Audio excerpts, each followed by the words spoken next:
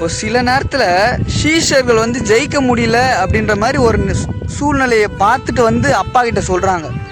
அப்போ அப்பா தான் பிள்ளைங்களுக்கு சூப்பராக சொல்கிறாரு பாருங்களேன். ஃபாஸ்டிங் இருந்தே ஆகணும், உபவாசம் இருக்கணும் அப்படின்னு அப்பா சொல்கிறாருன்னா அப்போ அப்பா இருக்கிறாருன்னு தானே அர்த்தம். சில நேரத்தில் விசுவாசிக்கிறதுலையும் அப்பாவை நம்புறதுலையும் நான் கூடியே தாண்டா இருக்கிறேன் அப்படின்ற அந்த நம்பிக்கையெல்லாம் வேறு லெவல் தான். ஆனாலும் உங்கள் லைஃப்பில் ஒரு ஷிஃப்ட் நடக்கணும்னா, ஒரு சிலது ஓப்பன் ஆகணும்னா, ஒரு தரித்திரம்லாம் ஓடணும்னா, உங்கள் லைஃபு உங்கள் பிள்ளைங்கள்லாம் ஆசீர்வதிக்கப்படணும்னா, ஜெனரேஷன்ஸ்லாம் அப்பாவுடைய அன்பில் இன்னும் வேறு லெவலாக ராஜ்யத்தை கட்டணும் அப்படின்னா சில நேரத்தில் ஃபாஸ்டிங் இருக்கணுங்க. அதுவும் கடந்த காலத்தை குறித்து பாவத்தை குறித்து துக்கப்படக்கூடாது. அந்த நேரத்தில் அவருடைய அன்பை நினச்சி எவ்வளோ வேணாலும் கண்ணீர் சிந்தணும். ஆவியானவர் சில நேரத்தில் சொல்லும் போது ஏதாவது ஒரு வேலையாச்சும் ஃபாஸ்டிங் இருக்கலாம், சந்தோஷமாக இருக்கணும். புரியுதுங்களா?